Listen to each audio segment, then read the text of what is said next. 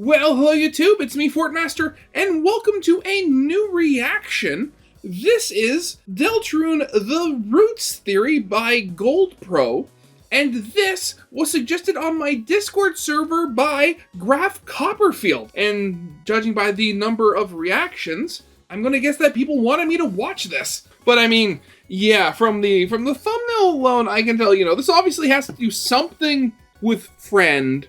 I mean, could this be going into the whole, trying to figure out why, why the Eggman is hiding behind trees or stuff like that? Or, what was that? I remember there's the one section of the prophecy, where, the kids go into the forest, and then, there's the section with Hell's Tail and stuff like that, which, again, could also be connected to Friend, if Friend is, in fact, actually a cat.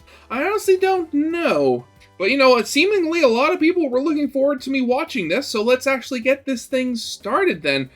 Because honestly, I have nothing else to really go on, so, yeah, let's get this started. So, yeah, of course, as always, original videos linked in the description if you haven't seen it for some reason. Corner video lead to my Let's Play of the Day.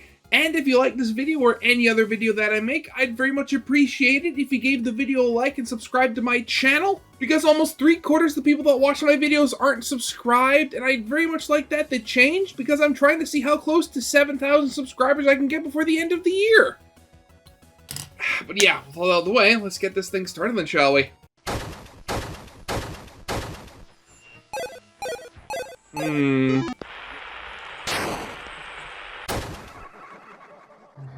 Okay. The word roots is something that's come up a few times now throughout the first 4 chapters of Deltarune, sometimes only in things like soundtrack names and obscure Deltarune.com pages branching off of spams and sweepstakes. It's never explained what exactly it means, besides being somehow related to the mysterious Eggman, with its prophecy glass showing itself in the egg's adjacent room. The ambience that plays in Queen's Mansion's basement is called Digital Roots, while the song played in this level of the retro-style Shadow Mantle game is called Bit Roots. Deltarune.com/LostWhereTheForestWould is titled Roots, containing the same prophecy tree from Chapter 4. When clicked on, the tree plays a chord before eventually sending you to Deltarune.com/Windows, again connecting Roots to the Eggman, but also attaching itself to this string of words. Finally, the last place that the word Roots appears in is in a Bibliox encounter, the act that makes you choose the correct spelling of certain words. In this specific case, we can work out that Roots is going to be the name of a future soundtrack, as all of the other words in Bibliox's vocabulary, gallery, flashback, sword, atrium, and guardian, are all song names. I just thought, so, I mean, we obviously know that in all likelihood, the next chapter when it comes out is going to take place in Flower King, right? And we all wonder how it's going to look, given that it's going to be so heavily plant-themed. But given that it is going to be so heavily plant-themed, everybody thought it was like, oh, flowers and stuff like that, since, it is, a flower shop. But at the same time, is it going to be restricted only to flowers? Because, I could very much see it being, forest-themed, or at least having a section that is forest-themed. And if that's the case, we might get some connections to Friend, at least hopefully then. Along with Roots, the words Festival and Synthesis seem to also be the names of future tracks. So, Roots is something that's going to happen in Deltarune's prophecy. It also seems to be closely related to the Eggman, as well as this story that's told by this organic. Lost where the forest would grow, the children followed the pointed tail. The poor children. Okay, sure. The word seems to be connected to these things, but what exactly is it? Well, out of everything, it seems most likely to be the name of a place. Its prophecy glass depicts some kind of setting, with a very generic house surrounded by 2 trees. And based on the Bibliox words, it's also going to have a soundtrack named after it. Again, so thinking about it, a house surrounded by trees, I mean, again, that is so generic. Because, at first, the 2 places that come to mind immediately off the top of my head would be, Chris's house, because you look at it, it's, at the end of the street, the lone house surrounded by forest. But we already went to that dark world in Chapter 3. So the only other place that immediately comes to mind, for at least that, basic description of the Roots, prophecy glass, would be the bunker south of town. Because again, it's a very simple, very generic building surrounded by woods on all sides. Unless there's going to be like a new section of town we unlock somehow in the future where we find, oh, there's this abandoned house this way or something, but I can't think of anywhere where that would even be.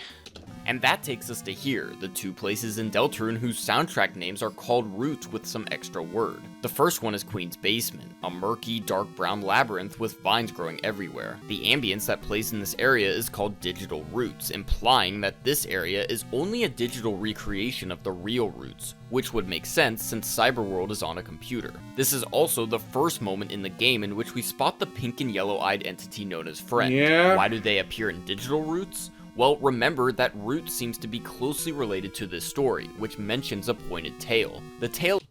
Okay, now I'm wondering, actually, a bit. So, I've never listened to it, but does Digital Roots and Bit Roots, if you listen to them, like, one after another, do they have any similarities that we might be able to, like, that we could see if you listen to the other? Can you, like, lay them on top of each other? Like, to get something new? I don't know. Tail of Hell, as it's described in Deltarune's prophecy, is heavily suspected to belong to this mysterious feline entity, due to a lot of connections between Noelle's glitchy cat petter's game, and once again, the Eggman. So if Friend, the possessor of the pointed tail, has something to do with this roots area, which is implied by their connection, then it would make sense that their face appears within a digital recreation. Notice the vines here, and the brown color of the walls.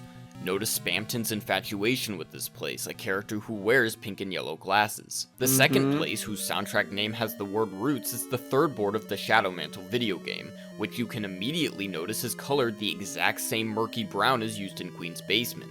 This corridor here is also identical in appearance to the one found in Digital Roots. The soundtrack for this level is called Bit Roots, implying again that this is only a rough interpretation of the real place, this time in an 8-bit video gamey way. This level is pretty interesting for several reasons. First of all, it's the third level of the Shadow Mantle game, following the first, which introduces the idea of becoming stronger to progress, and the second, which is a rough recreation of not just the Cyber City, but the Snowgrave route, complete with a white-robed frost mage that follows us around, enemies that are turned to frozen crystals, puzzles that are solved by using the ice, a blue bird that blocks our path before being frozen, and a maze in which we follow the mage until she's finally used up. I have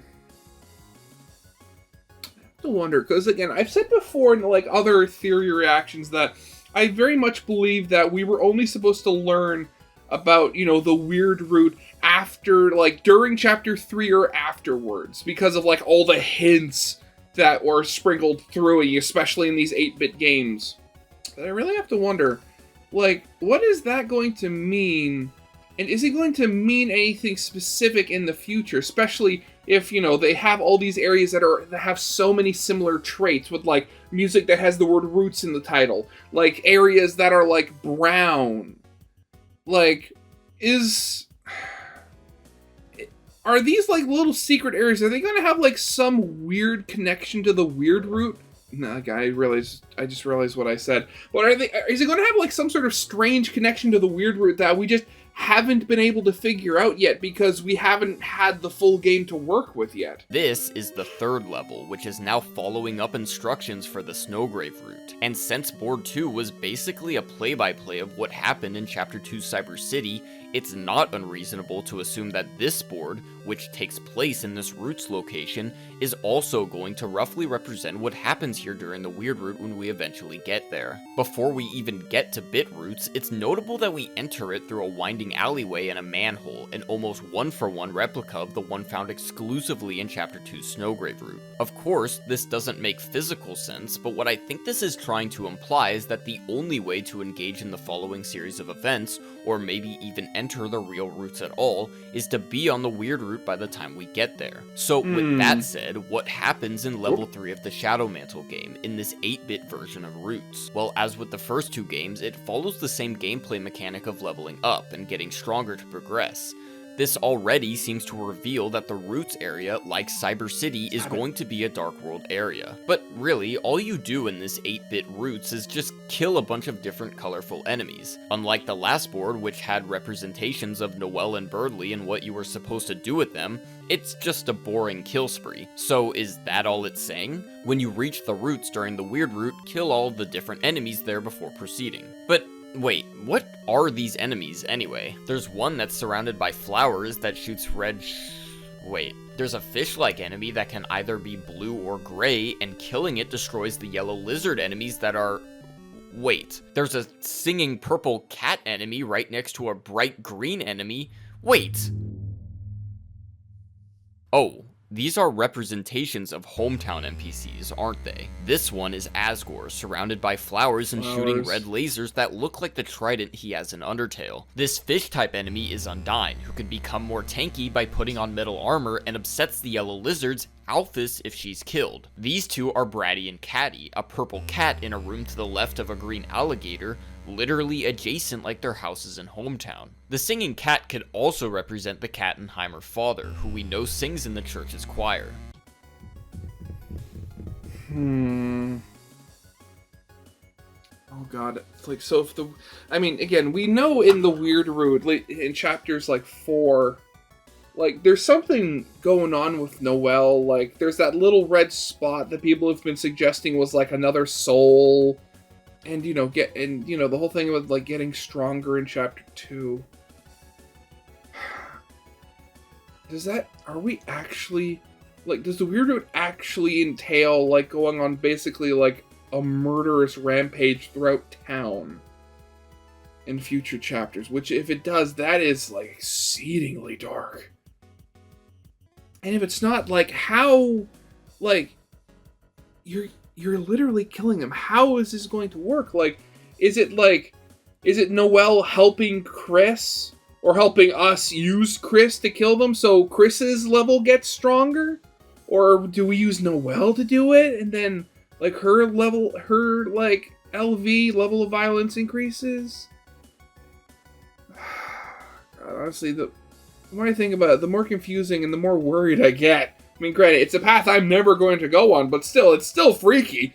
But what about these blue ones, or these orange ones that shoot fire? What about the shadowy enemy that copies your movements, or these white cat-like faces that charge you down, or the room full of unmoving white enemies? Are just some of them lighteners, and some of them not? Well, maybe, but I actually think it's plausible to argue that all of these enemies represent lighteners. I mean, I was almost going to say, like, the room of unmoving white enemies. Like, could that potentially mean, you know, going into the bunker and, like, well, I mean, granted, that would require, like, other goners or other vessels being in there, and, you know, you kill other vessels, like, they're not being controlled, so they're just standing there motionless or something like that. But hold on, what? What does this even mean? We just clarified that Roots looks to be a future Dark World location, colored a murky brown, overgrown with vines, and possibly the home of the Tale of Hell. If we read between the lines, you could also guess that Roots is some kind of forest location, with the emphasis on trees, the vines growing in digital roots, the dirty brown coloration of the walls, the word roots, which literally seems to mean tree roots, and finally, the story that mentions lost where the forest would grow. With these clues alone, you might guess that Roots is supposed to be the bunker, world, as it's secluded in a forest, vines are growing inside of it, and it seems to be connected to the story that retells Dessa's disappearance, who we know might live inside of the shelter, and that her abductor, the Tale of Hell, might as well. So what exactly are Asgore, Undyne, Alphys, and Catty and Bratty-like enemies doing here? If they do represent their real selves, like how the white cloak and the blue bird represented Noelle and Birdly, then why would they all be in the shelter? The Knight definitely isn't planning to bring all of Hometown's residents down there. But Roots being the shelter's... I mean, you say that.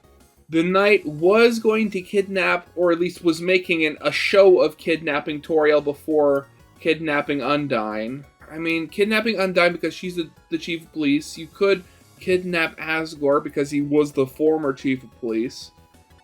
Don't know about Catty and Bratty, though.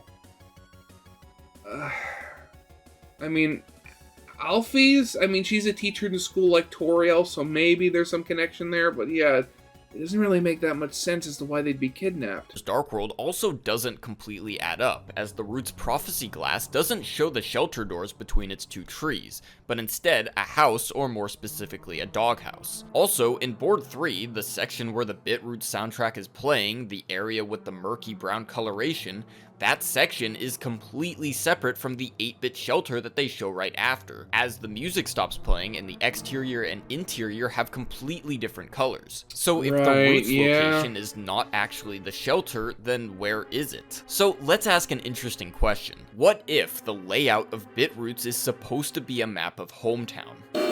I already pointed out that the placement of the rooms with the Bratty and Catty enemies seems to be reminiscent of their houses in Hometown, not just with how Catty is on the left and Bratty is on the right, but also with how these rooms happen to be the center two of the topmost row of the map, coincidentally accurate to where they are on a map of Hometown. But this isn't the only coincidence, far from it. One row down and all the way to the right is this room full of unmoving white enemies. Using Bratty and Catty's houses as a reference point, then when lining this room up with Hometown, it would be the apartments. Oh. Unmoving, defenseless. Oh. Okay, technically that could make sense with this room, a bunch of squashed, unmoving enemies like a bunch of people living in cramped apartments. To the right of Bratty and Catty, the room with the shadowy enemy lines up with where the lake would be. The divide which keeps us on the left side of the room could represent the uncrossable lake, and the shadow enemy that copies our movements could also represent whatever it is that's making the song on the other side of the lake, that of which we hear about at the end of Chapter 4. The very bottom left just has the room that we enter this level in, but lining this up with Hometown, it actually aligns with the only exit out of town. The room at the very top is the only one on its row and is also situated more to the left side, not only placed exactly where the Dreamer house is in Hometown, but also being the only thing at the top of the map. The second appearance of the singing cat seems at first not to work, but Toriel, like the Kattenheimer father, also is in the choir. Why is it a cat? Well, for the same reason that Bratty's 8-bit sprite is just another lizard despite her being an alligator, it feels as though this entire board is just trying to imply certain things. I can definitely, it makes the most sense. I mean, again, like, this is supposed to emulate, like, an 8-bit style game, and in those games, like, for the NES and stuff like that, you of course had very limited memory and stuff like that, so you'd reuse sprites, either just using them again wholesale, or just slightly, like, modifying the color, just to save on memory, because you only had to have, like, one actual sprite with one set of, like, programming, rather than just fully give it to us. For example, if they actually made a unique alligator enemy for Bratty's sprite, it would be so much easier to figure out what they were trying to sneakily imply here, which ruins a lot of the mystery. It also makes sense from a design perspective that a lot of the enemy sprites would simply be recolored or reused instead of having entirely new sprites, as it makes it feel a lot more like an old NES game, like literally what I just said! Moving on, the Asgore room is strangely placed on the left middle, which would be where Icy's Pizza, or the empty plot of land to the left of Icy's, is on the Hometown map, instead of somewhere in the top right, where his flower shop is. I do have a guess as to why the Asgore square would be placed here, but I'll come back to that later.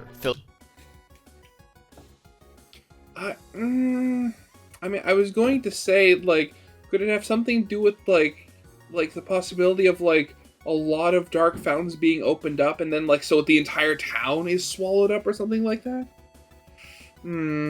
Filling in the rest of the gaps, to the right of the Asgore room would either be Icy's or QC's, which has a blue lizard type enemy. The yellow lizard enemy was Alphys, and the green one was Bratty, but who is this? Well, my best guesses, since this room seems to represent either Icy's or QC's, is either Blue Bunny, a character given some depth in Chapter 4 concerning Pizza Pants' fake girlfriend, or the blue ice cube face of Icy himself, the blue outfits that the employees wear. To the right of that, just before the apartments, is a room that contains nothing but those white cat faces. Lining this up with Hometown, this room would represent either Sans' shop, his house, or both. Notice how these aggressive cat-like faces only elsewhere appear in the room that represents the Dreamer house, with the enemy that represents Toriel. This could be hinting at the relationship between Toriel and Sans, But what's also really interesting is that these sleeping faces only start attacking the player when the Toriel enemy is killed, including the ones in the room that represents both of Sans' places. To me, this is reminiscent of the promise that Sans makes to Toriel in Undertale,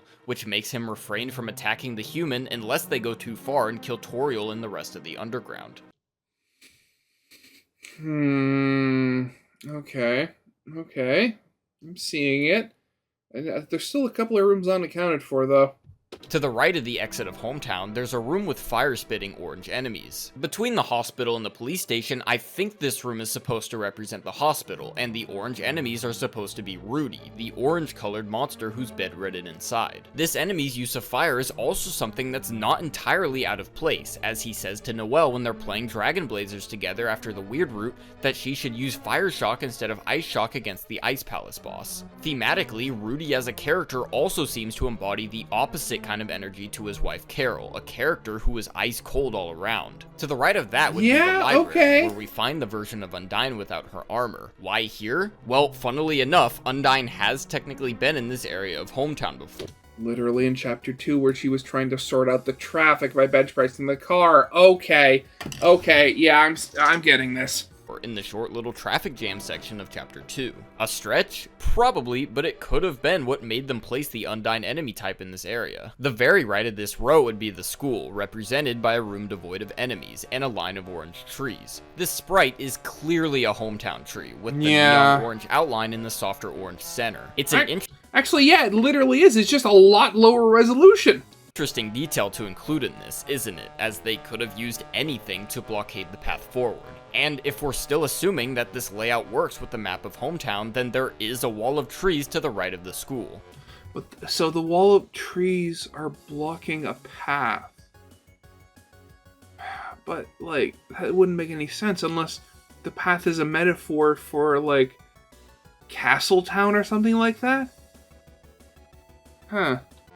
Now, not everything lines up perfectly. For instance, the Alphason Undyne room is placed to the left of Caddy and Braddy's rooms, which leaves only the Holiday House for this square. And if this board is foreshadowing a future chapter, then why would Undyne be on the board at all when we know she's trapped inside of the shelter? We also had to make some pretty stretchy arguments for some of the other squares. Like for the blue lizard and fire enemies, the placement of armorless Undyne on the library square, the second cat being on the Dreamer house, and that's not even mentioning that buildings like the police station and the Flower King don't even seem to be represented on this board. But we have to keep in mind that Board 2, even though this one was an adaptation of the events that play out in Chapter 2 Cyber City, the layout of this level is not at all accurate to the real Cyber City. It more just implies that it's a recreation, which could also be the case for Board 3, and that it's just an implied map of Hometown. This could explain, for instance, why Undyne is here in this version, even though we know that she's trapped in the shelter. Not everything here has to be taken literally, nor do I expect it to be. Undyne is simply just a good clue to get us to recognize Alphys. So going back to the other things that we know about Roots, does this Hometown idea work? Well, Roots definitely has something to do with trees, something that is, of course, a very prevalent thing in Hometown. Definitely are a lot of Hometown trees, even appear in the bit roots, so the trees in the Roots Prophecy Glass and the 8-bit Hometown trees could be the same thing. But what about Friend, the doghouse, and the story that involves Lost Where the Forest Would Grow? Lost Where the Forest Would Grow. I mean, again, that very much sounds like... Yeah, like, you're going... I mean, where the forest would grow, so the forest isn't growing there right now, which could describe so many places in Hometown, because, again, it's in the middle of the woods. So you'd have trees that would be growing there, but they're not because of the town being in their place.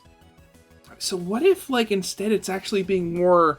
like generic, where it's like lost where the forest would grow. They're just lost in the town in general.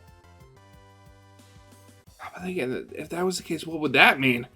The Tale of Hell doesn't seem to live somewhere in Hometown, but instead somewhere in one of Hometown's forests. Lost where the forest would grow, the children followed the pointed tail. So what if these two versions of Roots, Bit and Digital, are two entirely separate sections of a connected area? Bit Roots is the Hometown part with its NPCs, and Digital Roots is in the forest, with the vines and where we see the face of Friend, the Tale of Hell. If we remember, there's a corridor in Bit Roots that I pointed out is strikingly similar to the one found in Digital Roots. So similar, in fact, that the same tiles, not just the same color, the same files from Digital Roots are used to create the corridor in Bit Roots. In Bit Roots, this corridor is found by breaking through the orange Hometown trees, and is the exit of the section. In Digital Roots, it's the first corridor that you walk through when entering. So it would make sense if this corridor, divided by a wall of trees no less, is the connection between these two parts of Roots, town and forest. So what does this mean? Commence dinner. Dinner is concluded.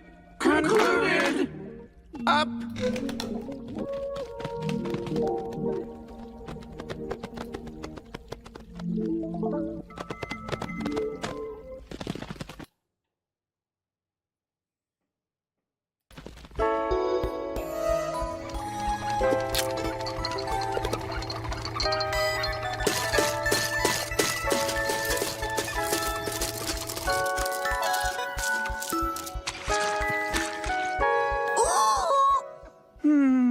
Lights out!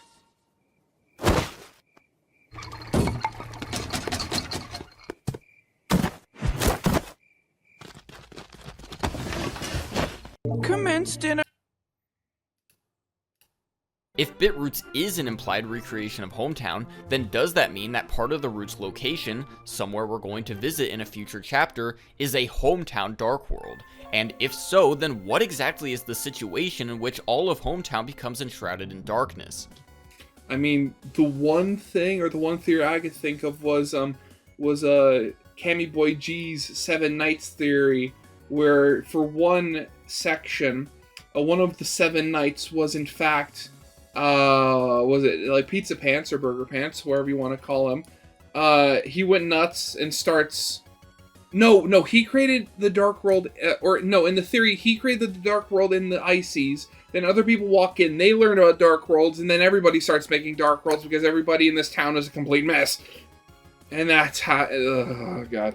Is it perhaps a consequence of the full-blown roaring, with darkness taking over everything due to the opening of too many dark fountains? Well, no, I don't think it would be. In fact, I don't think we have to look any further than Chapter 5 to figure out why Hometown would become a Dark World. What do we know about Chapter 5's Dark World? It's described by the Lord of the Hammer to be a field of pink and gold, a vast garden charred with an inferno of jealousy. This Dark World also seems to be one that's created by Asgore, not only because of his suspicious monologue in which he reveals his possession of a black shard and a plan to bring his family back together, but having yet another Lightner strike a Dark World is clearly foreshadowed in Chapter 4, with Susie's creation of a Dark World and the fact that it changes due to her own unique memories and wants. Now, at first, I think we all immediately assume that this Dark World will take place inside of Asgore's flower shop. Not at all an unreasonable assumption, as the word garden, Asgore's association with this Dark World, and the suspicious double doors in Asgore's flower shop seem to fit easily together to result in a Flower King Dark World. Actually, wait a second. Could that mean instead, like, because could the Dark World actually be made at the Holiday House instead? Because again, Asgore does work there, you know, as like a maid and stuff like that for rent. And outside the house is definitely a very large garden. Huh. And if it wasn't careful... Okay. However, the more we look over all of the evidence for Asgore's Dark World, not only does the Flower King Dark World theory start to fall apart, but another location jumps out as being far more likely. First of all, let's go over Asgore's plan. This Dark World isn't going to be created for no reason. There's a scheme, one that seems to be aiming to draw Asgore's shattered family back together. Specifically, he mentions that he's going to settle this once and for all. Toriel will see that he just wanted to protect everyone, and not only will Toriel see this, but everyone will. Putting this into the context of a Flower King Dark World, it just doesn't make much sense. Yeah, because what would the reason be for everybody to go to Flower King?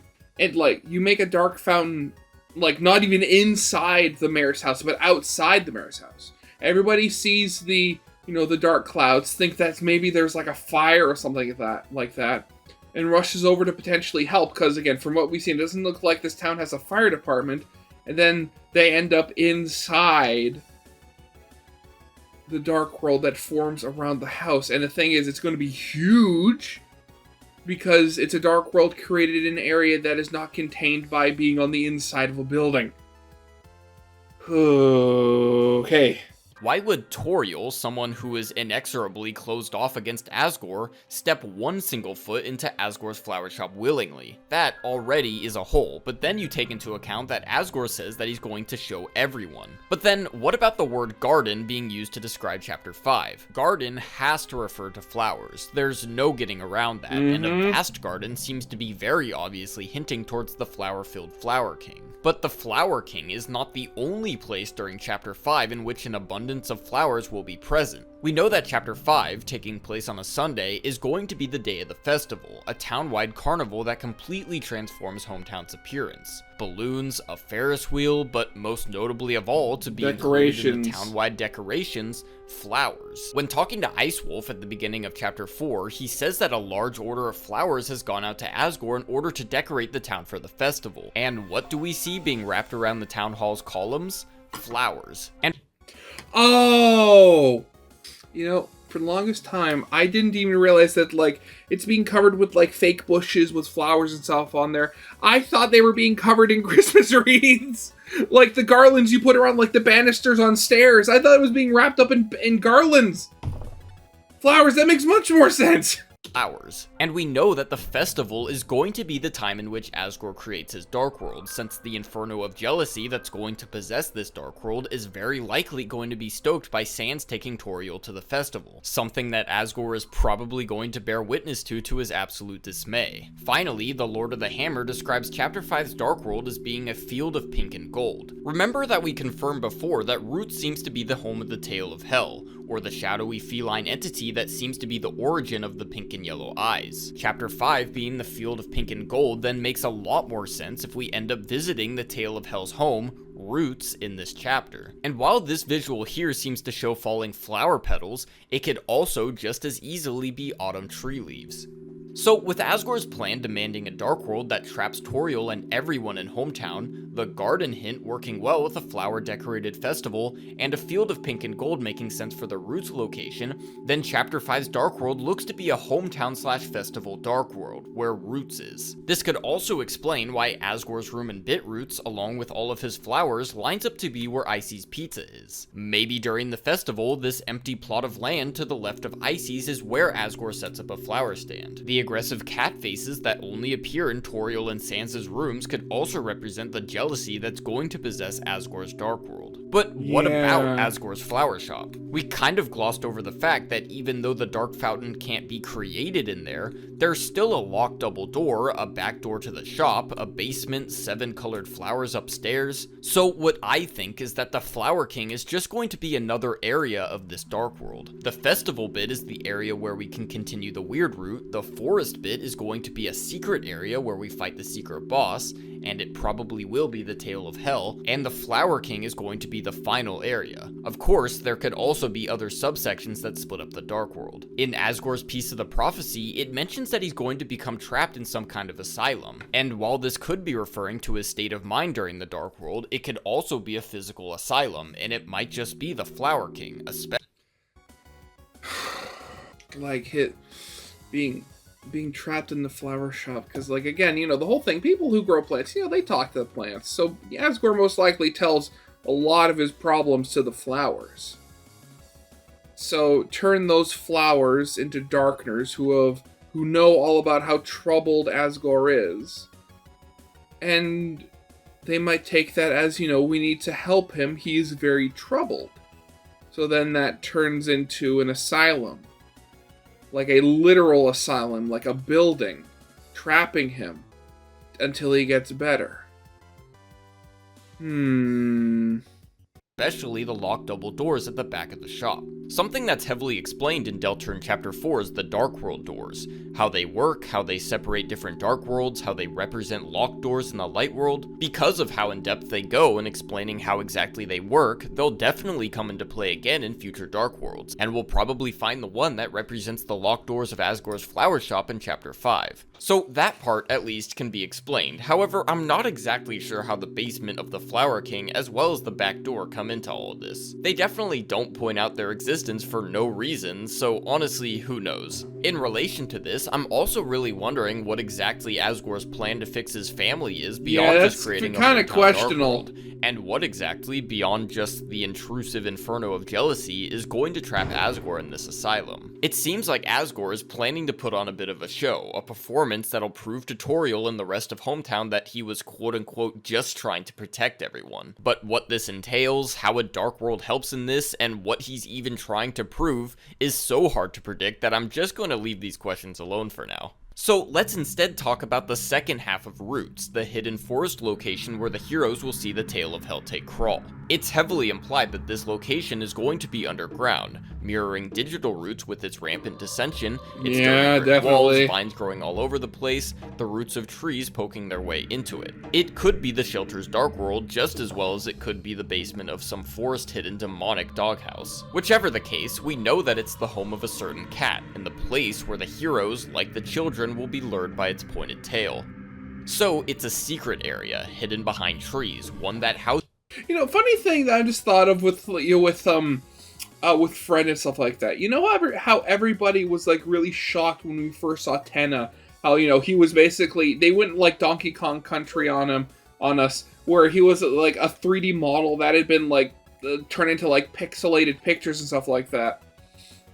And like thinking about it, how like with cat petters, everybody like agrees that it has like strong connections to that one Cats game where all the animals were made out of balls, like circles and stuff like that. Especially with like the tail being made out of circles. I really have to wonder, are they gonna pull another like a curveball on us with the graphics if Friend does appear in Chapter 5? Where like Friend is actually going to be like made up of the individual balls and stuff like that instead of being just a singular sprite. God, if that's true, that's gonna be really freaky.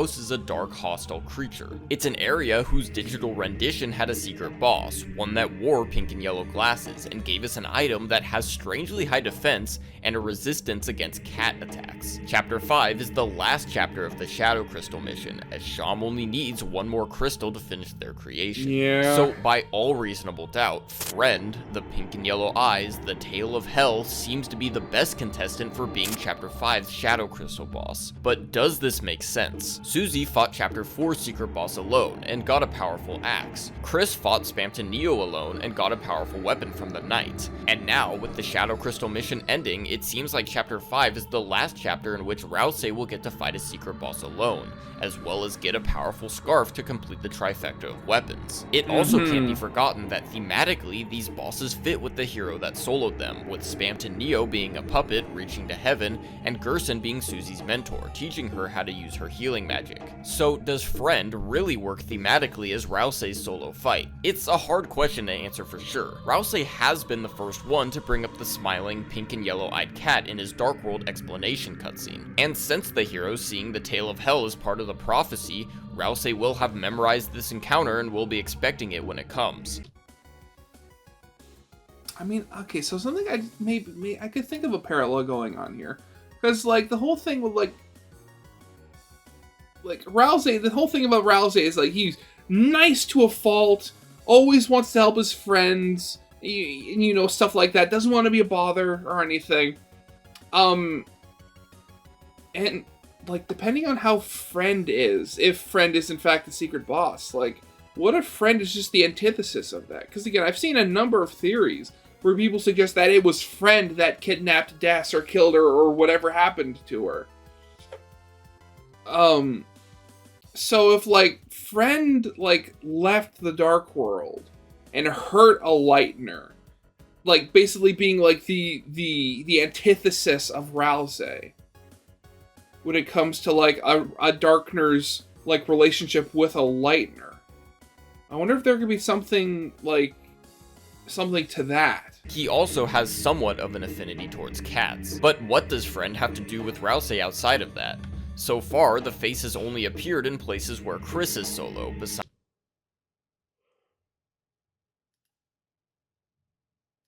the one in some random dark room in Chapter 4. And since the Tale of Hell might be the culprit of Dess's disappearance, then they'd be much more emotionally attached to Chris, or even Noelle, who are presumably one of the poor children that followed the pointed tail, and were witness to the capture of Des. Of course, we also don't know the nature of this entity, whether they'll be friendly or hostile, and if Rousey doesn't already have some relationship with this Darkner, or if he's going to build one throughout Chapter 5. For all we know, he could. So, could Friend work as Rousey's solo secret boss fight? Well, why not? The last thing I want to talk about in relation to this theory is how it applies to the Weird Root. When it comes to Chapter 5, we already know that the Weird Root, to some capacity, is going to progress in this chapter. Firstly, the ending of Chapter 4 is different on the Weird Root, where instead of Chris preparing to jump out their window, maybe to follow Susie, they instead get a call from Carol, who tells them that Noelle is looking forward to seeing Chris at the festival. Secondly, Deltarune.com/Chapter 5 is a page that's all about the Weird Root. There are 5 numbers on this page, representing the 5 chapters, with the 1 and 3 invisible due to the lack of Weird Root progression in these chapters. But again, what does the size have to do with it? That's one of those things I never understood. Like, Chapter 1 being, like, small and really far away, I can kind of see that because there's nothing in Chapter 1 involving the Weird Root, like, basically at all. Chapter 3, though, is just as big as Chapter 2, yet it is... Yeah, there is nothing going on with the Weird Root there.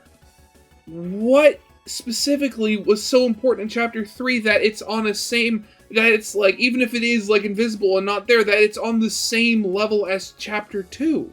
The size of the numbers also seems to be indicative of how much Weird Root related stuff is in the chapter. Clicking on each of the numbers also redirects to a game asset that has something to do with the Weird Root.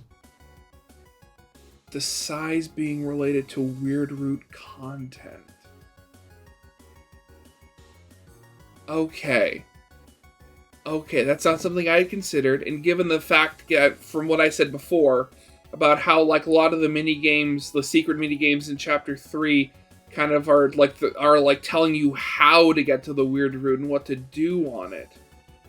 Okay, I could see that then, okay. D.OGG when clicking on Chapter 2, the little red square on Chapter 4, and a slowed down version of the hometown theme when clicking on the 5, H.OGG.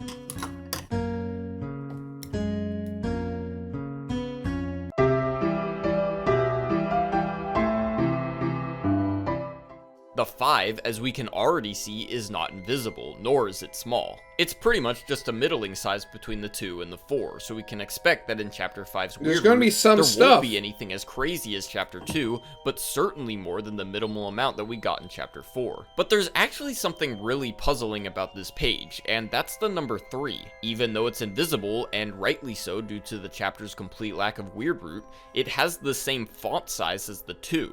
Now, Chapter 1, which also didn't have any Weird Root and is invisible as well, is the smallest of the 5 chapters, as you would expect. So why exactly is Chapter 3's number just as big as Chapter 2, when... I mean, you heard my suggestion earlier, so let's see if he agrees. There isn't even a way to progress the Weird Root. Well, my best guess is that it's because of the Shadow Mantle game, a game that not only gives instructions on how to literally what I just said, but also foreshadows and maybe even instructs future parts of the Weird Root, that of which of course is done in the 8-bit roots. Clicking on the 3 also redirects us to ma.ogg, the sound effect played by the Shadow Mantle holder, or ERAM, as they fly off screen. So this confirms many things at once. First, bit roots is definite foreshadowing for the Weird Root. Second, not only is Bitroot's foreshadowing, but it's such an important teaser to the point where it's inflated the 3 to be as big as the 2. Lastly, Eram, the Shadow Mantle holder, seems to have something to do with the Weirdroot. So let's reevaluate Bitroots from the perspective of the Weirdroot. We established that this part of Roots is Hometown's Dark World, complete with a bunch of its NPCs like Asgore, Alphys, Toriel, Bratty, and Caddy. Like boards 1 and 2, Bitroots has the same gameplay mechanic of getting stronger by sorting enemies until we can slash through the orange hometown trees. But there's something a bit weird about this. Where is Noelle, the White Cloak? In Chapter 2, we put a lot of effort into leveling up Noelle, getting her strong enough so that she could use Snowgrave, a devastatingly powerful spell. This is all recreated in the Shadow Mantle game's Glacier level, but at the end of all of that, after we followed her through the maze, the White Cloak disappears and we're given the words, "She was used up."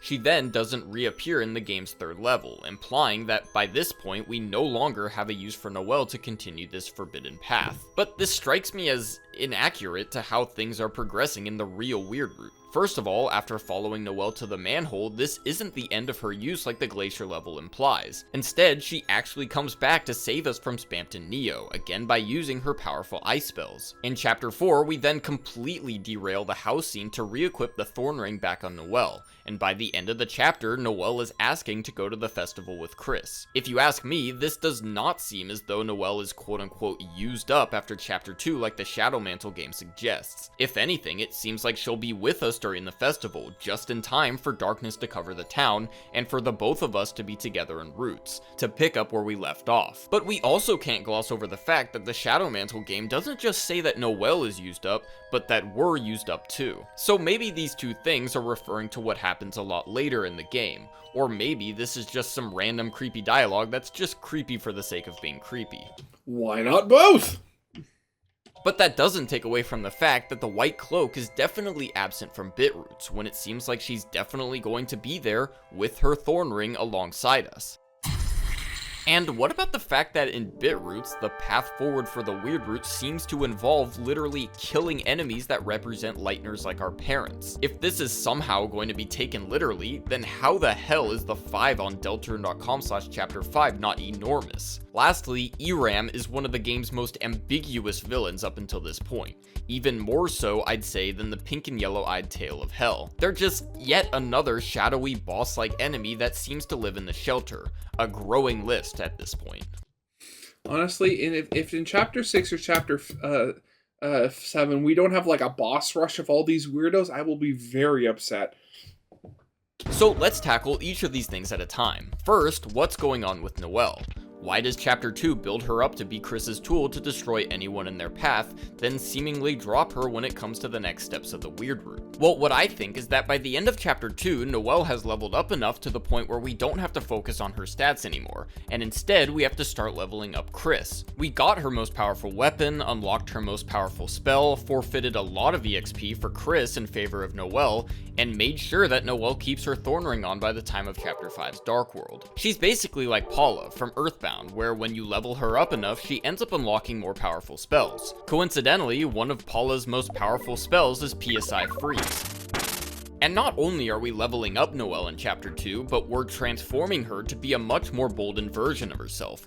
No longer shy, weak, and timid, but now bold, strong, and aggressive. So in Chapter 5, Noelle is no longer going to be Chris's tool, but instead a suitable fighting partner that'll stay by their side and do devastating damage with her ice spells. But remember that Glacier, as well as Bitroots, are instructions, not just showcases of the Weirdroot. In this context, Bitroot seems to be telling us to never freeze kill enemies with Noelle, as she'll steal the experience. Instead, slash those enemies with Chris's weapon and level them up in preparation for the endgame. So, what even is the endgame? And like it's like compared to like every other game I've ever played in like the history of my like gaming career, I don't know what you call it, like Deltarune's ending has had so much buildup. Like the fact that the game's like predecessor, Undertale, was created due to Toby Fox's inexperience in game development when he had the dream that is apparently going to be the ending of this game. We have known that this game's ending is very important.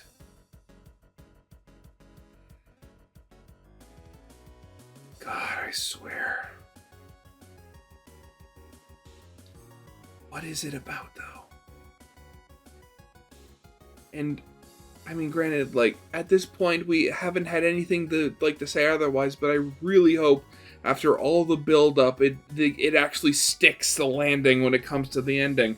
And what better place to start farming EXP than in a hometown Dark World, filled with strong Lightner enemies that are sure to drop tons of EXP. But that then brings up another problem, because as we've discussed, at least some of the enemies in this part of the Dark World are going to be Lightners, at the mercy of a rogue soul just like Birdly was in Chapter 2. So if the enemies that we're farming EXP off of are really our friends and family from the Light World, then how is the 5 of Deltarune.com/Chapter 5 not bigger? Well, this could be because Chris, as well as Susie and Rouse, are still incapable of actually slaying enemies with their physical attacks. Besides the Titan spawns, which literally have no will other than to fight, every single Dark World enemy that we encounter runs away from us the moment their HP gets low. However, even though they run away, we still get stronger from just fighting these enemies. I mean, granted, again, there could be something to do with, like, the Light World system, because, again, like, the Light World, Chris has stats very similar to Undertale, and I can't help but keep thinking back to, like, level of violence, execution points, all that, quote-unquote good stuff. God, I have no idea. How is this going to connect? Killing them is not a requirement to get stronger. So maybe the 5 is only a middling size between the 2 and the 4, because even though we'll be encountering our hometown friends in battle, we'll only be scaring them off as opposed to straight up murder or freeze. However, this does bring up the interesting question of what'll happen if you do freeze them. And what's the point of leveling up Chris? Well, besides some very late game stuff, it could be preparation for the battle with the Tail of Hell, the secret boss fight of Chapter 5. Remember that in Bitroots, it's only after we clear the area of enemies that we cut through the orange trees, and proceed, presumably, to the Tail of Hell's home. Once there, we'll then engage in the secret Tail of Hell fight, not as a solo Rouse, but as Noelle and Chris, ready to take the final Shadow Crystal. So why is Iram in Chapter 3 so important to the Weirdroot? Well, maybe it's not because of the character themselves, or even the instructions given in the Shadow Mantle game, but because it's the chapter where we get both the Shadow Mantle and the Black Shard, tools that'll help us greatly against Chapter 5's shadowy secret boss. This means that Friend is going to be strong, enough to still be an entire boss fight against Noelle's Thornring,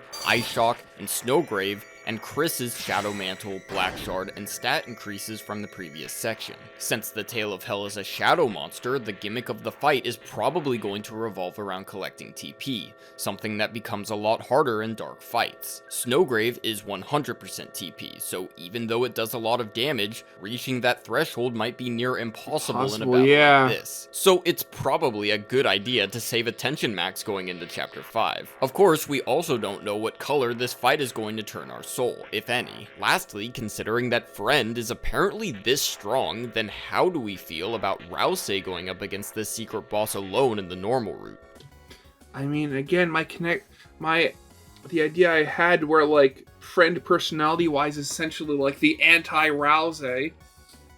So maybe, again, like, going the whole thing where, like, that was the thing. With Susie's fight, it was very much, combat-oriented. You were attacking Gerson, you were repelling his attacks and stuff like that. Rouse has never really been like that. He's never been, one of the powerhouses when it comes to, attack power. He's always been he's like the support member of the team. But again, like, very timid personality-wise. So maybe, like, the boss fight will kind of revolve around, acts and stuff like that. But as you go on, Rouse has to be more assertive and more confident to actually, show his moral superiority to Friend or something like that. I mean, yeah, I don't know how else to describe it. I hope I'm getting my idea across here. I mean, the fight will probably be completely different between the two routes. Maybe Rouse will try to pacify the boss or something, but it's still really interesting to think about. And that, ladies and germs, is the Roots theory. Or at least as far as Very I'm interesting. currently willing to Yeah. take it, because you could totally go a lot further and delve into tons of different aspects of the game with it. I really think that this theory, even at its roots, has very crucial implications for the future of the game, especially for the chapter we'll be playing next year, Chapter 5. Of course, I don't think that every single thing I talked about is absolutely guaranteed, but there's certainly nothing in here that I think couldn't happen. I am really looking forward to the next newsletters, just to see if we can get any other sort of new evidence for Chapter 5 before it comes out. Toby has said that he's not going to reveal anything about what kind of chapter Chapter 5 is, but I know that he won't be able to resist giving us at least some amount of teasers. I mean, again, he's given us teasers before. I pointed out before that one Halloween, the music he posted, I think it was on his Blue Sky account, was actually the Junkenstein fight music. I also think it's quite possible that as we get close to Chapter 5's release, Spamton Sweepstakes will erupt again with new pages, so I can't wait for that. We'll see if Again, that was one of those things. I never got the Spamtons. I never experienced the Spamton Sweepstakes as they were happening live. I'd love to be a part of that. I have to end up pushing this theory even further due to new evidence, but until then, thanks for watching this video. This was certainly a longer one, but I had a lot of fun working on it, so I hope that you guys had a lot of fun watching it. But God, very interesting. I swear, like, again, at this point, like, really anything could happen in this game. Like, because, like, while we have ideas, like, you know, any good game does, and we have theories. I mean, you just have to look at all the theories that died when chapters 3 and 4 came out, because the game just went in a very different direction than everyone was expecting. Like, who's to say that Toby doesn't throw another curveball at us, and, you know, chapter 5 isn't going to be just as weird. Oh, God. But yeah, that's definitely going to be it for now. So yeah, I hope you guys liked. If you did, leave a like, subscribe if you have not, and I'll see you guys next time. Goodbye.